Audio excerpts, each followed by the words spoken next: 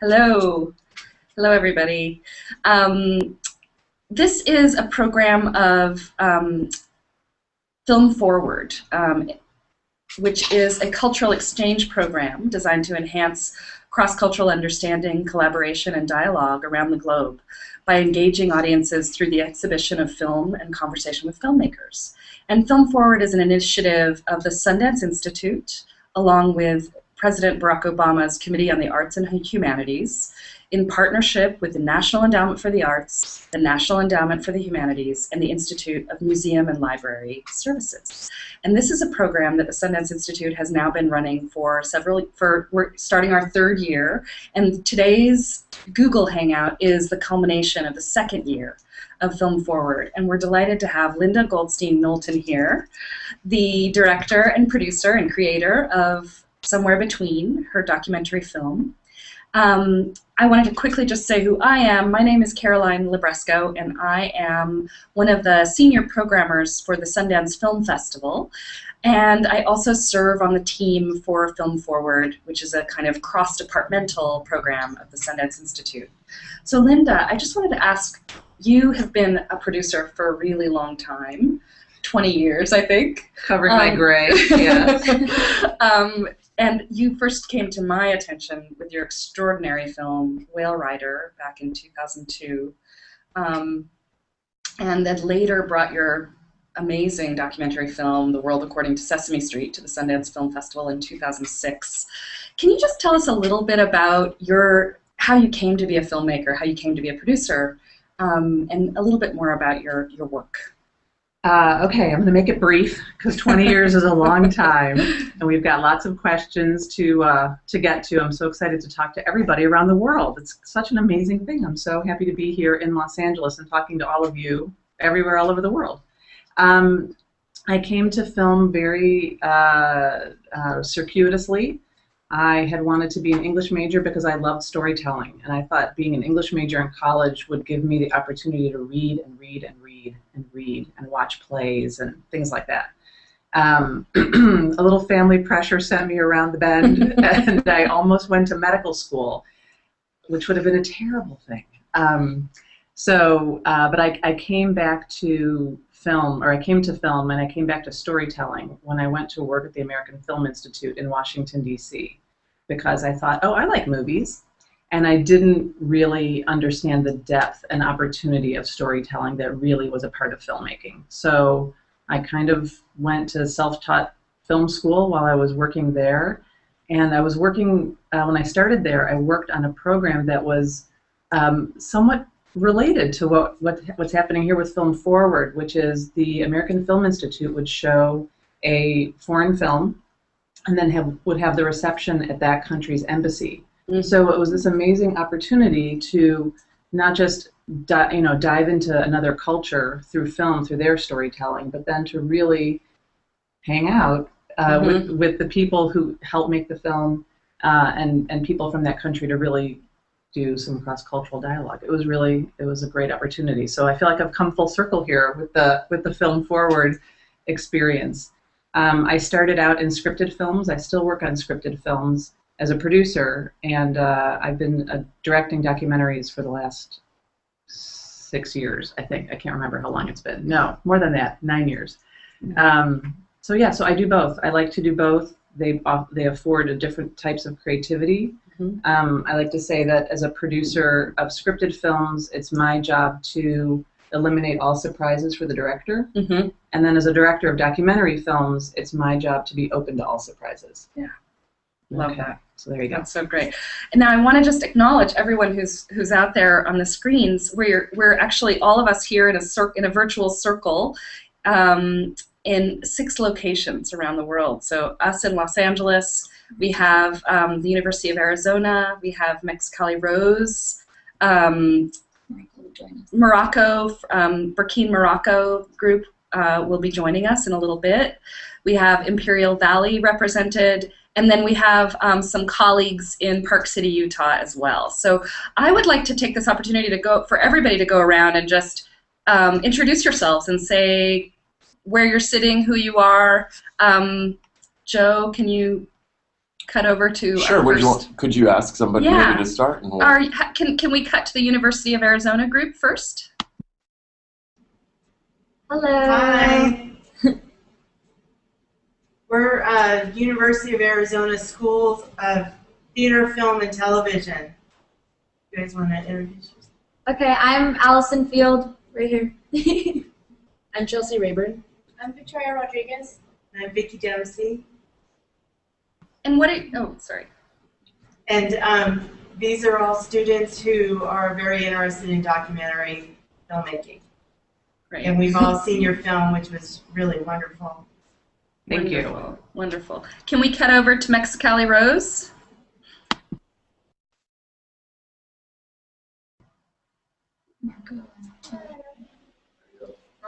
Hi, my name is Alicia Carrillo, and I'm part of Mexicali Rose. I'm a student here. I took the film workshop with Marco Vera. Oh, hello, I'm Cynthia Villar.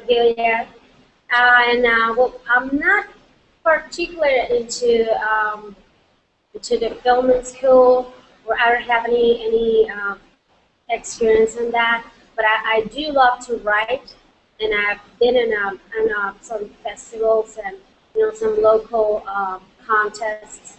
And I don't know, it's something I've been doing since I learned to write, I think, and as Linda, I love storytelling as well. Wonderful. And then we have our friends at the Imperial Valley Museum as well.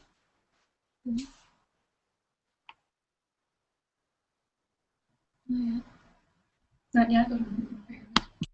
Go to Meredith Lavitt, our colleague in Park City, Utah, who oversees this Film Forward program. Hi, everyone. So, yeah, I'm Meredith Lavitt, and I'm the director of the Film Forward program.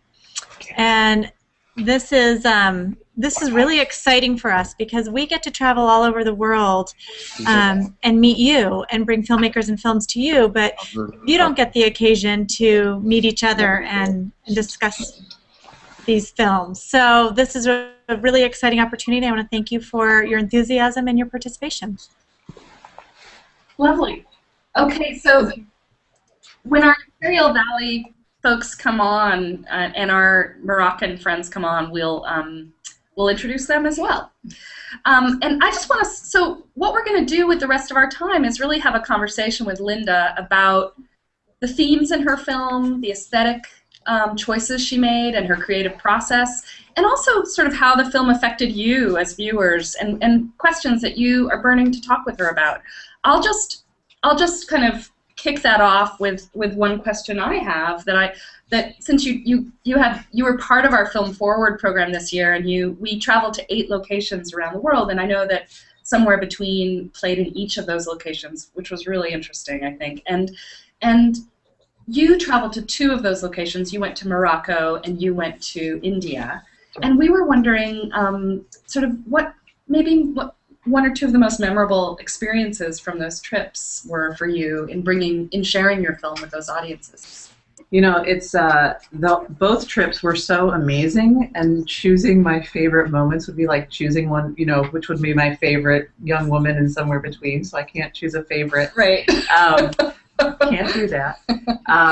But I have to say, I know our friends from Burkane are not on yet, but being in Burkane really was kind of mind-blowing. The young people there and their commitment to diving into the story. I mean, they watched this film with such deep experience, and their questions were so they were filled with compassion and joy and insight from these very young people. I mean, I believe they were 12 to 17 years old, and I certainly was not that composed or smart or thoughtful at that age, and they just, the big thing that touched me there was their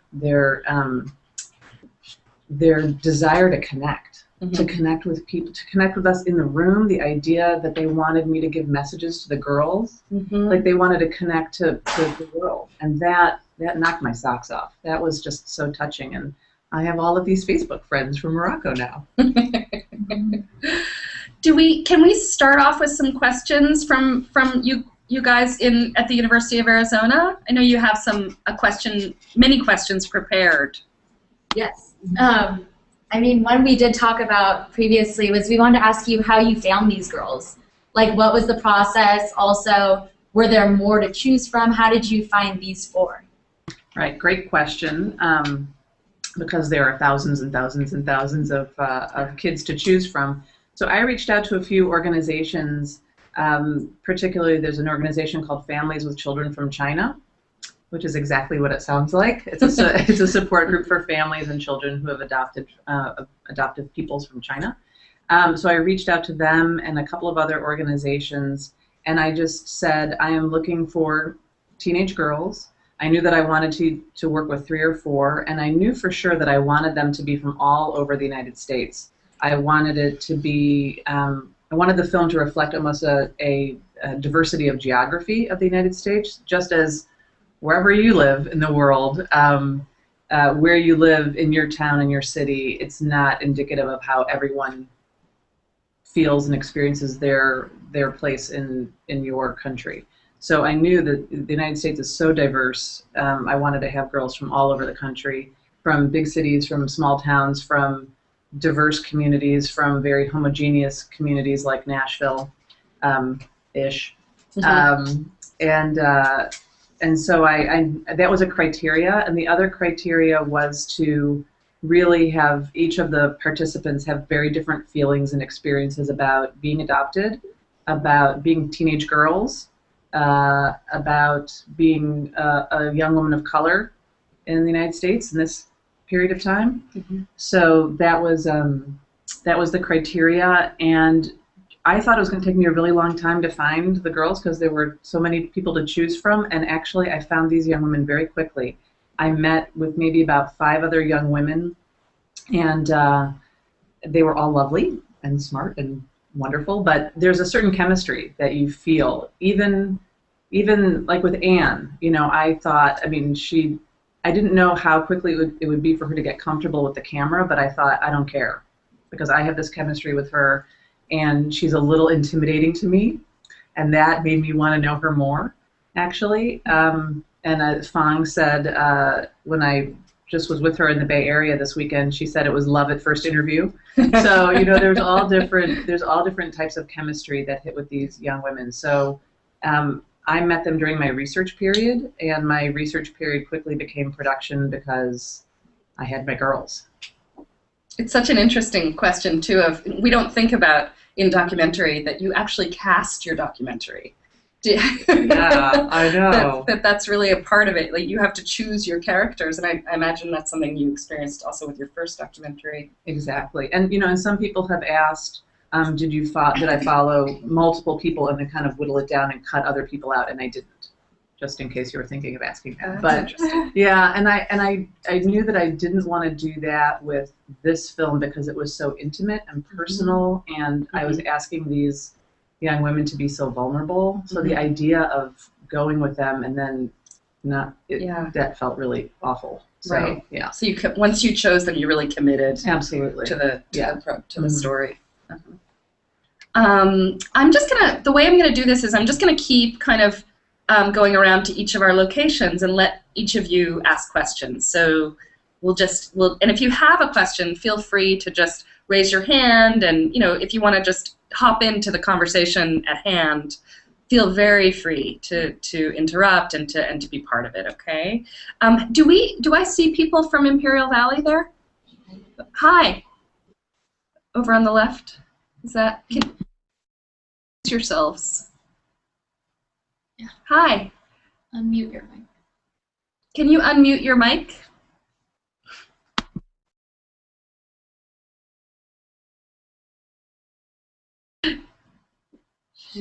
Tell her your ear, like we can't hear you. Oh, we can't hear you. We can't hear you. We can't hear you. They might be working on it. We're gonna just put that aside. I'm sure you're working on that. Can we go over to Mexicali Rose? Hi, you guys. Do you have a question for Linda? Yes, actually, I was wondering if Linda, during the filming, during the filming, did you encounter any difficulties? I have to read it. It's kind of long question, but did you encounter any difficulties with China's political system? You know, you were researching and gathering information about adoption policies and you know, their procedures, but most of all, the way they managed this in the past, and being a country with very conservative and cultural beliefs and customs. Did the government put any restrictions or limits on you? I see you smiling as. What a great question. It's a great question. Yeah. And this is how my answer goes. If the Chinese government knew that I was there filming, they might not have been so happy. So actually, so when I went with Fang and we filmed with Runi, the little girl in pink, they did not really know that we were there. And then when we went back with Haley and her, when she had the reunion of her biological family, again, we were a little bit more out in the open and obvious, but we went as tourists. So that's what we did. Was your camera? How did you hide your camera? Oh, well, yeah. Yeah. So, we had a at first what seemed like a disaster. Here's the joy and the fear of documentary. Is right when you think you can plan things, you really can't, and you have to learn how to, you know, maneuver to make something good happen. So I actually tried with the first trip with Fang to get the correct visas and to do everything the right way, and it would have been impossible. It would have taken months and months and months to get the permissions, and I didn't have months and months. I had about a week and a half to prepare. So I ended up hiring a local crew in China through a variety of connections. So I found a local crew, and that turned out to be a huge blessing. It was really hard. My cameraman did not speak English. I do not speak Mandarin. My sound man was bilingual-ish. So that was really tricky. However, I think that where we went in very southern China with Fang when she was going into the ethnic villages and doing her search, and then also being in the orphanage with Runi, having a Chinese crew made we had much more access, and so I was just kind of the random Megwaran American with people. So, yeah, and so we had a camera, we had a boom, we had a whole thing, and it just, and part of it was we had an amazing fixer. So it really is about your team and your crew. And then when we went back with Haley, again, we went as tourists, we rented cameras, but that time I brought my crew because it was so crucial that we capture this beautifully and sensitively that I had to have my crew, who I call my film husbands. I had to have them with me. So we, that's what we did. But we didn't hide our camera. So the documentary gods were shining on us. Did that satisfy your curiosity in that? Absolutely, yes. And well, that's very clever. That's very cool. Oh, and the one other thing that I would say is that I gave each of the girls a camera because I couldn't be with each of them all over the place. For all 4 young women for over 3 years all the time. I'm a mom too, and all of that. So I gave each of them cameras. So Haley, on that trip where she went to put the poster up, we were not there. Oh, wow. Mostly because I didn't think she would find anything, because of course nobody thought she would, because it's a needle in a haystack. So I got an email from her saying, open immediately, in the subject line, and then the email said, I think I found my birth family, ... and you're not here. So she shot that, and as did the other family that was with them. So the first scene when her father comes to the hotel and says, your mother gave you away, was that her shooting, or had you gotten there by that time? No, I was not there on that trip at all. I know. And then my favorite thing, of many favorite things, so when I got the camera back from Haley and we're going through the footage, And she's holding the camera, and she's walking through the lobby of the hotel out to the door to meet this man. So she's talking to the camera, and she says, "Linda, I'm going out to meet the car. I know you want this shot of me walking through the hotel and going out the door." And I was like, "Yes, I did. Thank you so much. You've been paying attention for 3 years." It was awesome. She learned all about how editing works and what shots you need. Exactly. It was great. Did everybody else, when you first meet the father, Haley's father, sort of in the hotel, what did you think? Did you think that it was the father, or did you think he was pretending? Did you think they looked enough alike that it was for sure? I was wondering what other people thought about that. University of Arizona. University of Arizona. What did you guys think? I wasn't sure, because on one hand I figured if they kept it in, maybe there is a chance, but like you said, it was very unlikely. And I also thought she looked very awkward, and I didn't blame her. I mean, I'm adopted from China as well, and I've never really felt the urge to go find my birth parents. And one of the reasons why was because of that reason. She looked like they both looked so awkward, and it would be I could just imagine the confusing mix of emotions you would feel if you met them. So. Absolutely, absolutely. And as someone says in the film, and as I've talked a lot with Haley since, because she's been back 3 times to see them, and she can communicate with her oldest biological sister.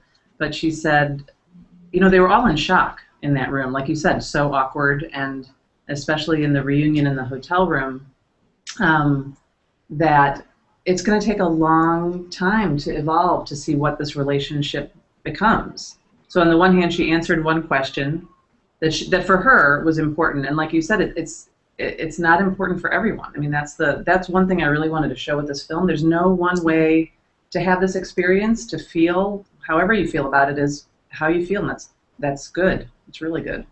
But so for her, it's going to be an evolution of the whole relationship to see who knows where it's going to go. Yeah.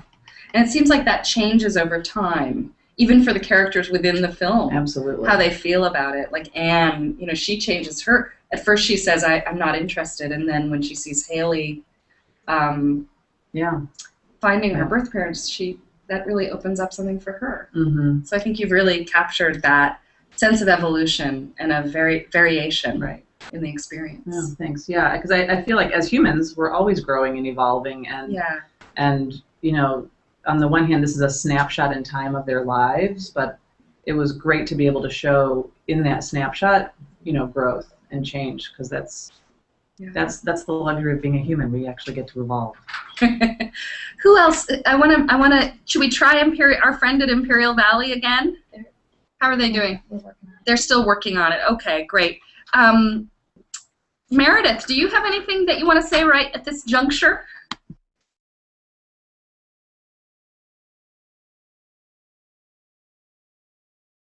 Tell her. Meredith, your mute is on, my friend. That mute thing. Okay. Can you hear me now? When we were in India, we had a really interesting reaction to Linda's film, and it was a timely reaction, because in India right now, there's a lot of intermarriage going on between different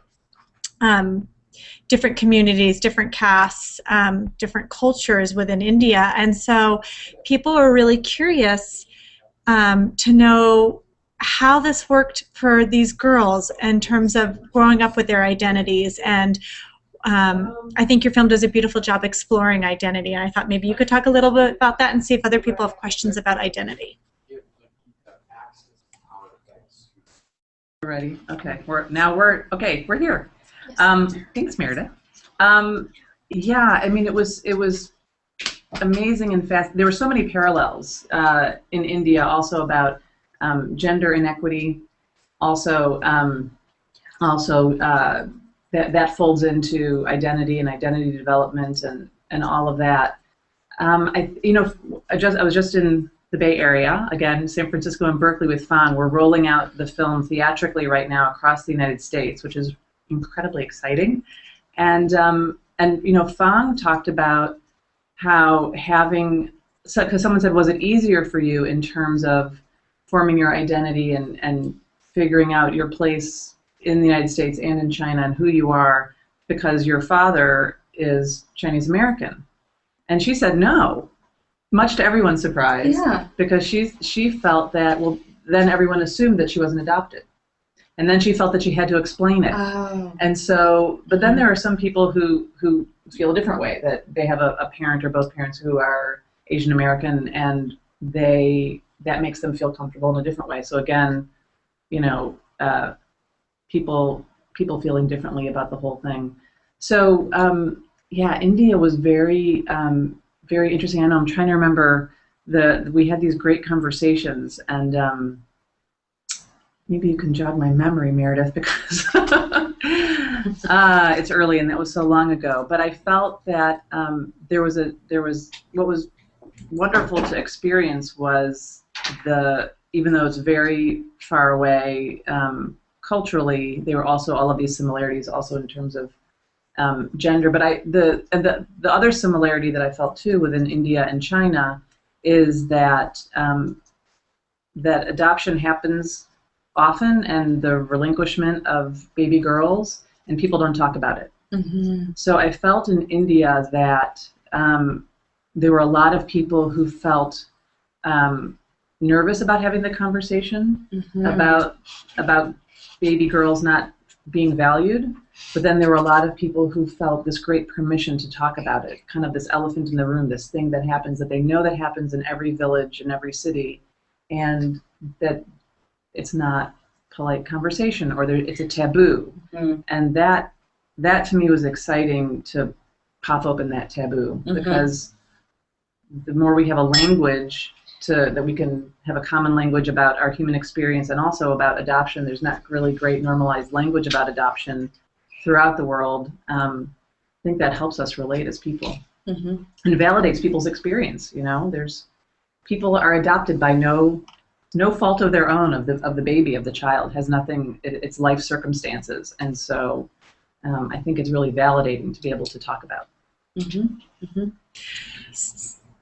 So to add to that, one question that we got from India, which was very thought-provoking, was one woman said, would it have been better for the young girls to have lived a life of possibly a harder circumstance in China than to live a life of means in the United States, but to constantly question who they were? I thought that was a really interesting comment. Thank you for jogging my memory. It's a sad place, this 47-year-old brain. You know, it was very thought-provoking. We had never gotten that question before, and I thought it was especially meaningful coming from India, except from someone in India. You know, I don't know that there's really one true answer. I feel that any child living in an institution anywhere in the world is not ideal. And so the balance of thinking about one's identity versus growing up in an institution, to me, if I put myself in those shoes for myself, I would choose the identity questioning versus living in an institution. I think that you know, ideally, children stay within their biological families, and then the next ideal is that they are adopted within their country or their culture.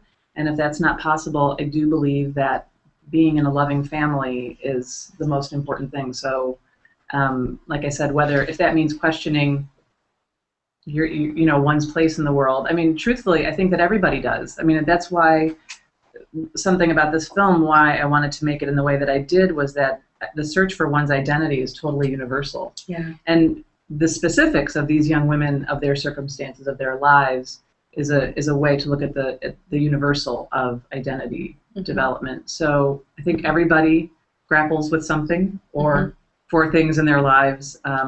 But for me, I feel that being in a caring, loving family is kind of trumps everything else. I would love to throw that. What did you guys think out there in you could hear that, right? That whole exchange about the Indian, the question from the Indian audience member. I'd love to hear what you guys have to say.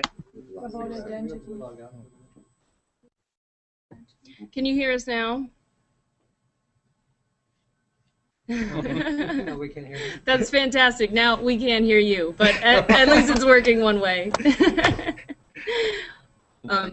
Let us regroup quickly, and then we'll come back to you with an answer for that. We were just having a discussion, but I'll just get a consensus and then chime in, if that's all right.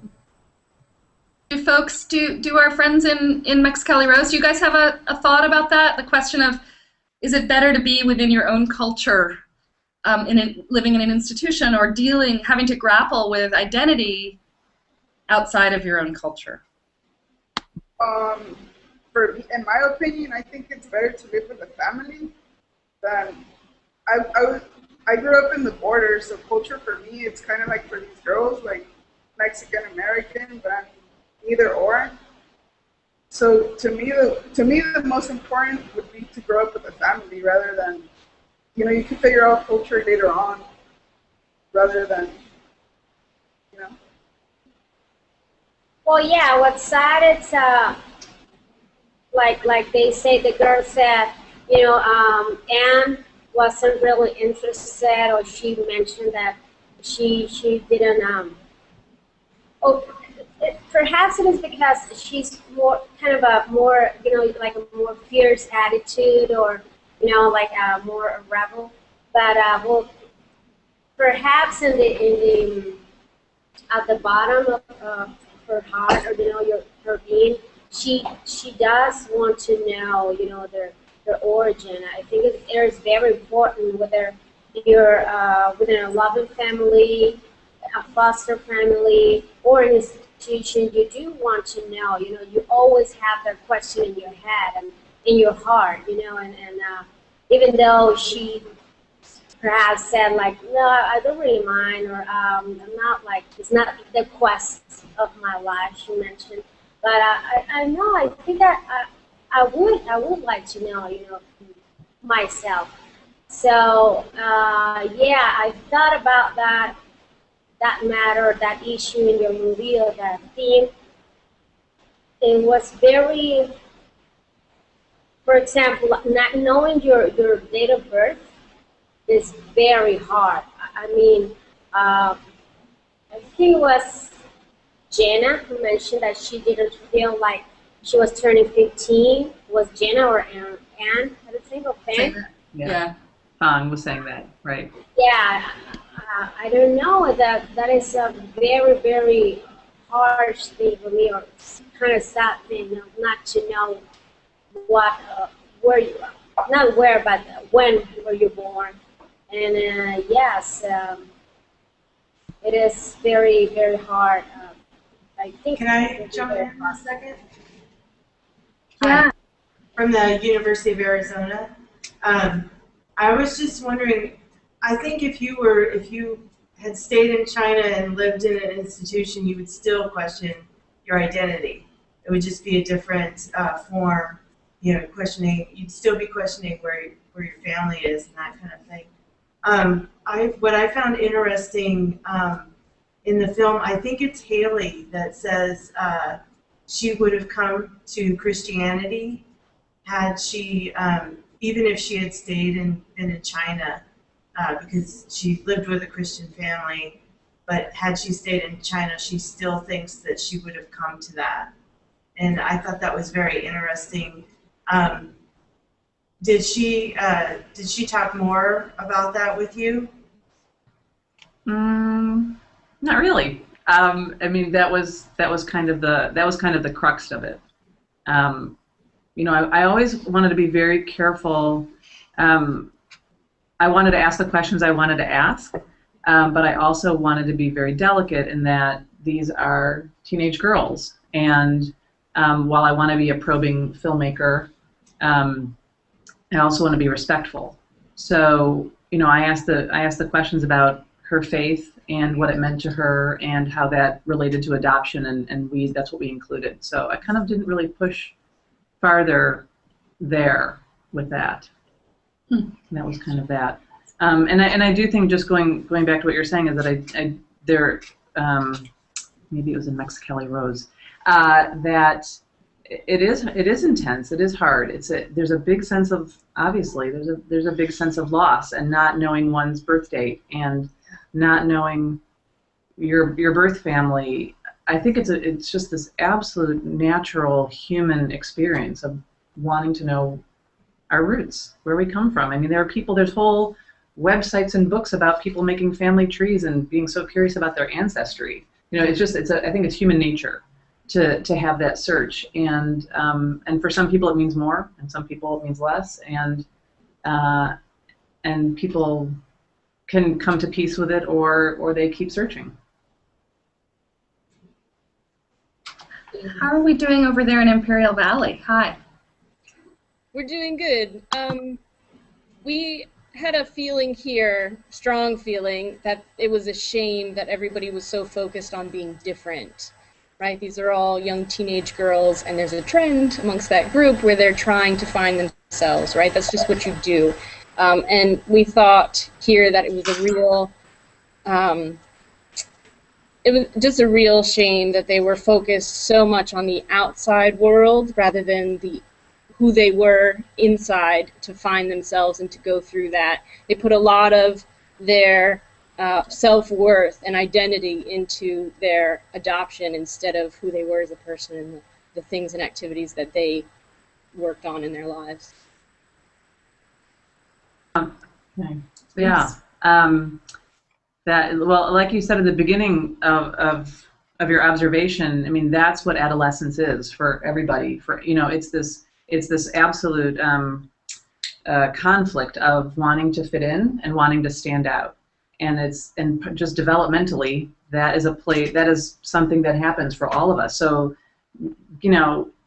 crazy hair or tattoos or what you're wearing or those shoes, or that's all a natural part of the search for identity at being an adolescent. So, because being adopted is one of the things that they are. It's one of the things that makes up their identity.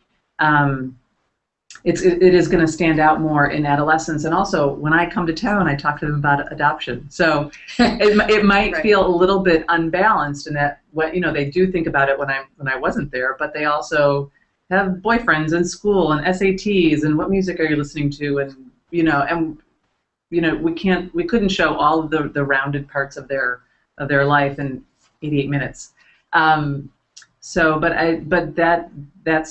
that is where they are, and I mean, I remember being a teenager and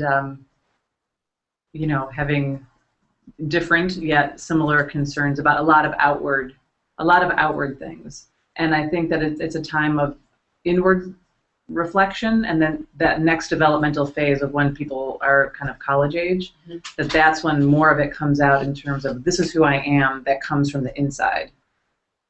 That's what came from my psychological research, but in my own analysis of myself. Interesting. I wanted to, for Imperial Valley folks, wanted to give you guys a chance to ask a question, because we haven't heard from you in terms of generating your own question. There's someone else.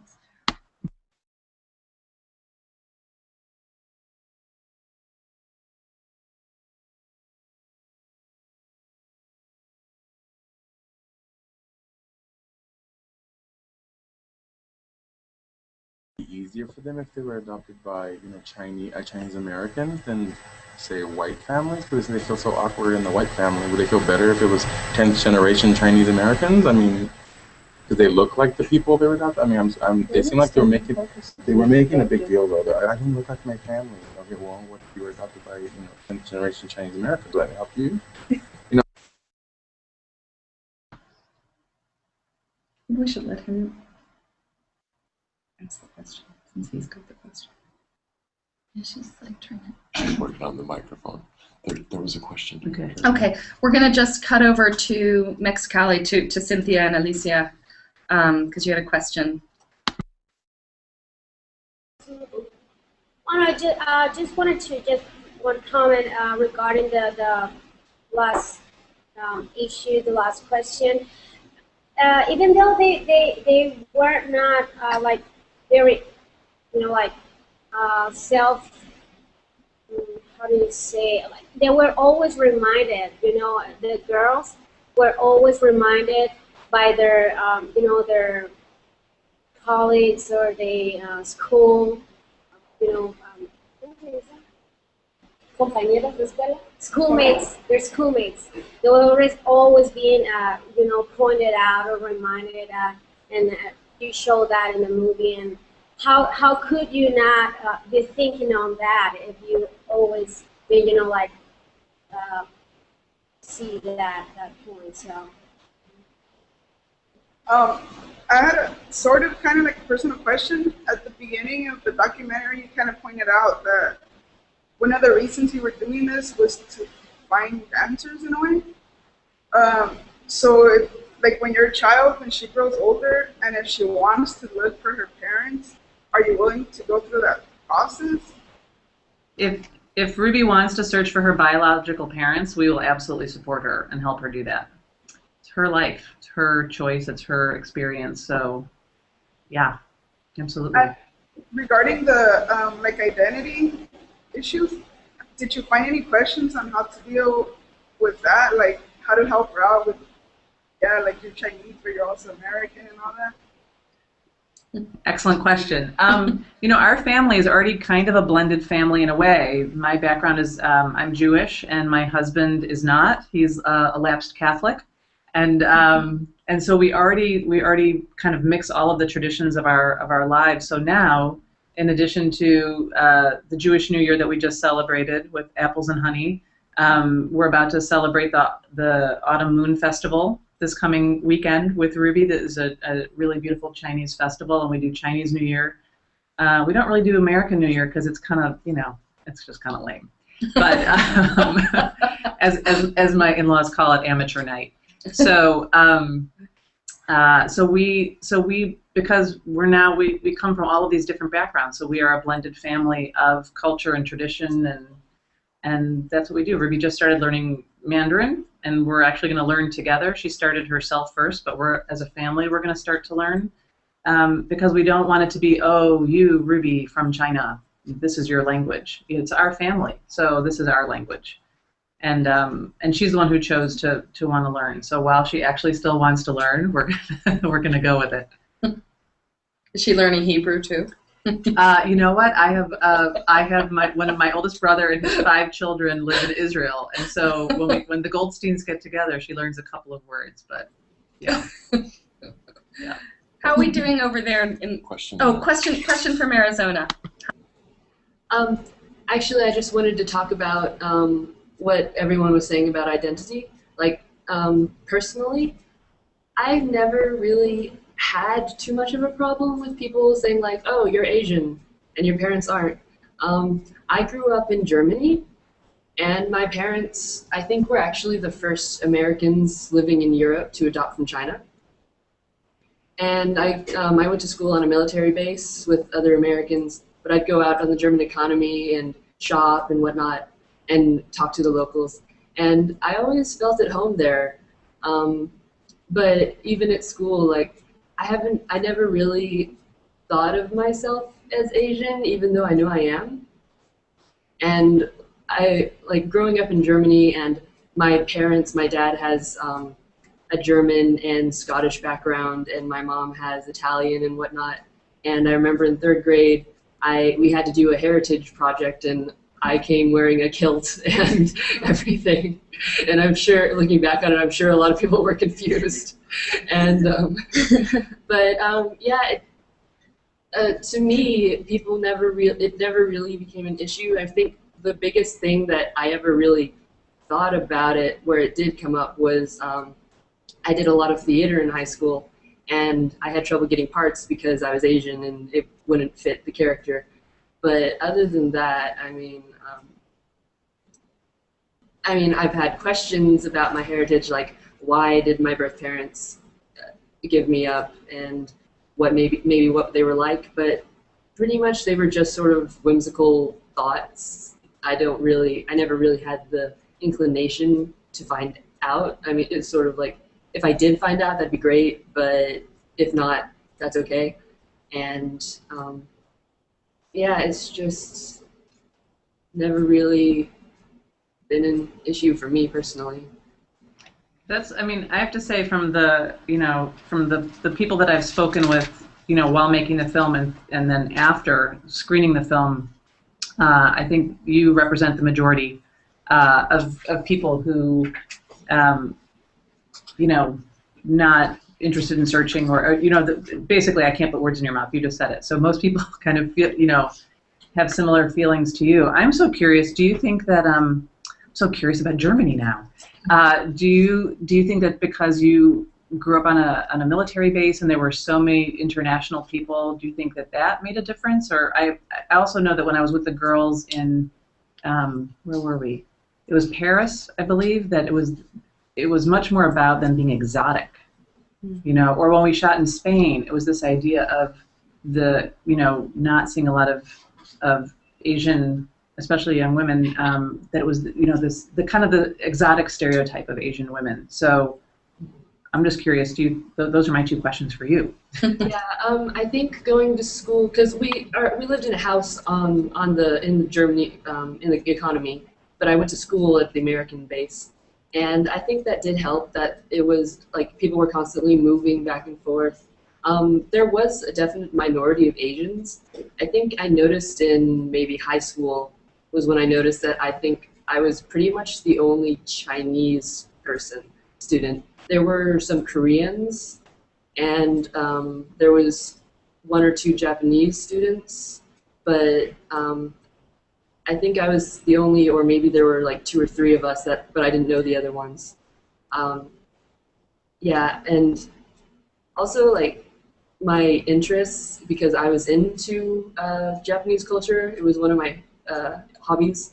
So a lot of people assumed that I was Japanese, and then when I told them that I was Chinese, they were kind of shocked. You're always confusing everybody. Yeah. I want to introduce you to Anne, because she studied German in high school. Yeah. But now she doesn't. Yeah. Imperial Valley folks. Hi. Yeah, we're very interested in the personal experience, so thank you, Arizona, for sharing yours with us. And we had a theory here that it might be the degree of diversity in the area where these girls are growing up. And Linda, the communities they come from. Would you say that they're more homogeneous than diverse areas that these girls, these particular women we watched, come from? So first of all, I mean, as it said in the film, girls and now boys adopted from China are living in all 50 states, all over the place. The girls in this film, I'd say that Fang is really the only one who's from a very diverse community, Berkeley, diverse and very Asian. So she didn't actually feel very much part of the minority at all. So there's that. And then actually, surprisingly, Anne grew up in a really interesting community. It's about 45 minutes outside of Philadelphia, and they had a very large Korean and Vietnamese population and an African American. So her high school was actually very diverse. So she, I think that also obviously built into her ideas about her identity. Haley in Nashville, not so much with the Asian community, and then in Newburyport, Massachusetts, just like it sounds, it's a little fishing village, quaint, cute, and as Jenna and her sister say, they were the only people of color in that entire city. So really not diverse at all. Do you guys want to follow up Imperial Valley? That's what we mainly talk about, is the issue of their surrounding environment and how that might impact their experiences. So thank you for giving us a little more information on that.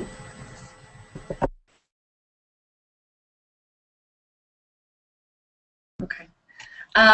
We're just wondering if anyone else in your room there in Imperial Valley is interested in asking a question or commenting. Hi.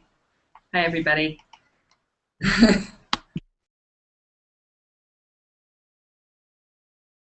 Just say we wanted to give you a chance. No? They're shaking their head no. Okay. They're collective. They're a collective voice. We have time for a couple of more questions. I just wanted to, before I sort of open it up again to the circle of us on the Hangout, I wanted to just, because we haven't been able to work in the technology from Morocco, they did give us in advance a couple of questions, so I just wanted to articulate one or two of those before we kind of round up in our own circle. So from Burkane, from the Lorca Language Center, where the girls that you visited. Hand to heart, Morocco. Heart to hand to heart. They had a couple questions, and I think we've kind of touched on some of the, we've talked around some of this, but I just wanted to articulate these questions.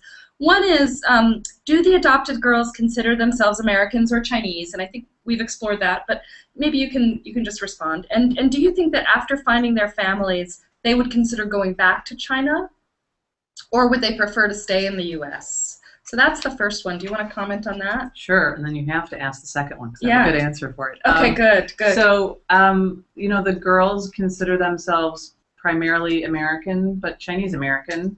I think that Fang is the one who has the most, trying to meld herself because her experience was different because she was 5 and because she kept her language because her mother learned Mandarin and her other adopted sisters also were adopted at older ages and they speak Mandarin at home. It was a rule. That was the rule. So she's really bilingual. She travels there a lot. So I think of all 4, she has the hardest time with a label in a way. But everyone else, the other ones consider themselves really pretty much Chinese American. Mm-hmm. And then in terms of going back to visit, Haley doesn't speak the language yet. She's learning. And she goes back to visit, so that's already part of her family culture to go back. Jenna actually just spent 8 weeks in China this summer, and Anne hopes to study there for her junior year abroad next year. So they're reaching out and incorporating it in different ways in their lives. Some people like to go back, some people don't. We hope to go with Ruby for spring break next year, just to have a really introductory kind of touristy visit to China. Mm-hmm. In a way. She's very curious. She asks about it. Mm-hmm. So we talk about it. Yeah. Cool. And I'm gonna go ahead and just state the second question, which was, do you believe that the USA, this is such a great question, do you believe that the USA is a salad bowl or a melting pot? In other words, will Fang, Jenna, Anne, and Haley stick to their Chinese culture, or will melt with the American one and spawn a Chinese-American culture? I love that question. So awesome. And with the help, actually, I was talking about this with a couple of the executive producers of the film who have traveled to Morocco and are also food people like me. So we had this conversation that we think that the United States is more like a tagine. Because the thing with the salad bowl, to me, really feels that that everybody is next to each other, but they stay separately. And maybe in certain communities in the United States, in certain immigrant communities, there really is feeling this like next to each other yet separate, not quite melting as much, but that doesn't feel like it's the common experience. And melting pot means that everything all mushes together and you can't taste the individual flavors. Yeah. Right? So a tagine, you've got lemons and olives and lamb or chicken, raisins, and they all mix together. You cook them together, but you can taste each individual flavor. And that's what makes it so special. So it's mixed together. I believe that we are mixed together, but where each of us come from and what we bring to the party, what we bring to the table culturally, personality-wise, whatever it is, that's what makes our culture unique. Tagine. Tagine. Does everyone know what a tagine is? Tell them what a tagine looks like. So tagine it's this really cool clay pot pan, and it has a top that goes like that, and it's like a stew, but it's a delicious, extra special stew where you really do taste all of the individual flavors. Here, I'm going to see what they said. This is from Kathy and Paul, our executive producers. They say all of the ingredients influence each other, and the sauce from cooking the individual ingredients ends up with a synergistic blend of each component and tastes even better. Love it. Okay, so we have time for one more question before we wrap up, and I see Arizona. Hi. Hi, I had one question. So when you're there in an interview or just in a situation with the girls, and obviously things are getting emotional, I know there were tears from the girls, also just generally bringing up these deep, personal topics. You being a documentary maker, but also being human, like how do you react during these situations? Sorry, Linda. That's okay. It's a terrific question. The hardest part of making this film, aside from raising the money to make it, this is the first film that I made as being a mother. And so going in, I have my list of questions as a filmmaker, and I go and I sit down and I'm going to ask these young women these questions, and then, I look at them and there's my daughter. So it was really hard. I always gave them the opportunity to tell me that they could turn the camera off, that we could turn the camera off at any time. But I think the wonderful surprise that came out of it, because of or in spite of the emotion, was that they were happy to be able to. They were happy that someone was asking their opinions and someone that was asking about their feelings. I think that, I made this film from the girls' points of view. It's not often that young women, and especially young women of color, get a voice, that they're asked about how they feel about things, that they're asked about people valuing what they have to say. So even though it was hard, and yes, I cried and held back my tears sometimes too, it was kind of this joint experience of that talking about these feelings and sharing these feelings was kind of superseded the complicated process of it. A great topic. And one final question from Mexicali. Yes, thank you. Now, we just wanted to thank Linda for being the person who was there, and just like Jana said, she mentioned a word for destiny. I don't quite remember it, but yeah, thank you, Linda, for being the person who helped and changed all these beautiful circumstances to raise awareness, and most importantly, to create a change. That's my thank you thought. And I do have a question. Is there any sort of economic support, a fund, or for the Global Goals group on behalf of China's embassy, perhaps, or the U.S., any other organization? Is there a donation side? How did the girls cope with all these expenses? Tracing the origins rings. Right, that's a great question. No one's ever asked that before. Excellent in the Hangout. There really isn't. I mean, Fang tutors in Mandarin and has a variety of has had a variety of jobs when she was in high school, and so she has earned money just like a lot of kids work in high school, and she saves her money for travel, and that's what she does. And then Haley in their family, because it's this kind of philanthropic mission work, I know that kind of comes through their organization. If you go to our website, somewherebetweenmovie.com, under the resources, I believe we have a link to their organization, which was called Annabelle's Wish, but now they've changed it. It's on the website. I can't remember what it's called. But in recent years, the CCAA, which is the Chinese government department that deals with adoptions on the Chinese side, they've been very welcoming to these young women, and they've organized tours, and they've organized kind of welcome celebrations. So I know that they very much, because they've seen how many young women are coming and their families are coming back to see the country of their birth, to connect with their culture, and so the Chinese government in this department is actually reaching out and trying to connect, which has been a lovely surprise to many people. Mm-hmm. one can imagine that with 35,000, 80,000 now, 80,000 adoptees Yeah. could actually have if they came together, could have a major impact on China. Oh, in the absolutely, future. absolutely. Watch out. I know exactly. All right. Well, we actually, sadly, we have to close our conversation. But this was so incredibly fruitful to hear everybody's point of view and to be able to use this technology to really have a circle of ideas and conversation. I know. And I wanted to invite everybody to continue the conversation with Linda, and you can email any further questions or queries you have to filmforward@sundance.org, and filmforward@sundance.org, and we can continue. Exactly, and you can go like us on Facebook. Oops, you can go like us on Facebook, and we're somewhere between. And you can also learn more about us at somewherebetweenmovie.com. And I would love to continue the conversation. I mean, this to me about the beauty of film is connecting with people. So you don't always get to actually connect with the humans. So this is icing on the cake. It's fantastic. Thank you so much, all of you, for being here. Thank you. Bye. Bye. Thank you. Bye.